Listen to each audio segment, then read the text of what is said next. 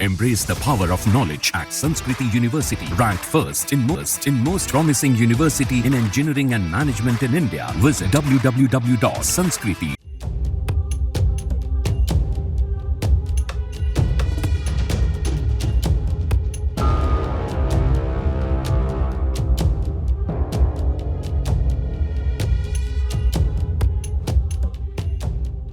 रूस यूक्रेन युद्ध है कि खत्म होने का नाम ही नहीं ले रहा है, लेकिन अब इसके खत्म होने के संकेत मिलने लगे हैं। रूस अब यूक्रेन युद्ध रोकने के लिए बातचीत चाहता है। रूस ने ये बात भारत, ब्राजील और चीन से कही है।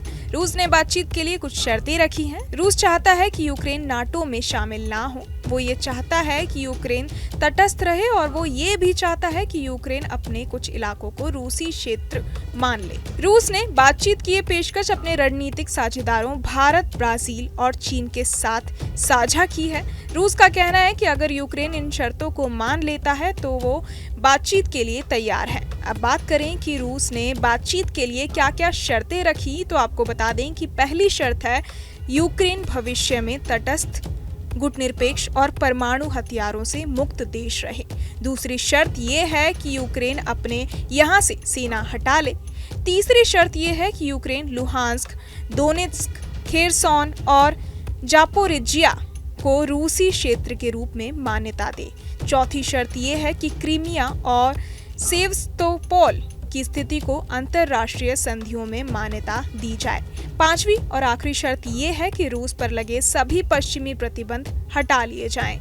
रूस का कहना है कि अगर यूक्रेन इन शर्तों को मान लेता है तो वो युद्ध रोक देगा और बातचीत शुरू कर देगा। रूस ने यह भी कहा है कि वो यूक्रेनी सैनिकों की सुरक्षित वापसी की गारंटी देगा। रूस के राष्ट्रपति ने पिछले हफ्ते कहा था कि वो भारत, ब्राजील और चीन के संपर्क में हैं। उन्होंने कहा था कि ये देश रूस यूक्रेन युद्ध को सुलझाने के लिए ईमानदारी से कोशिश कर रहे हैं। रूस की इस पेशकश पर भारत, ब्राजील और चीन की क्या प्रतिक्रिया है, ये अभी स्पष्ट नहीं है। बहरहाल इस पूरी खबर को सुनकर आप क्या कुछ सोचते हैं या आपके मन में क्या सवाल है, हमें कमेंट बॉक्स में जरूर बताएं और बाकी तमाम खबरों के लिए सब्सक्राइब करें न्यूज़ नेशन।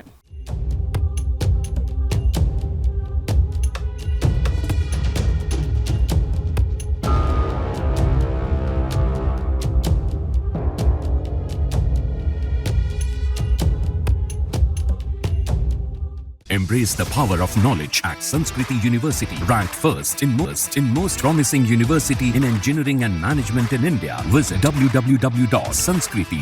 न्यूज नेशन अब व्हाट्सएप पर खबरों के ताजा अपडेट के लिए न्यूज नेशन के इस QR कोड को स्कैन करें।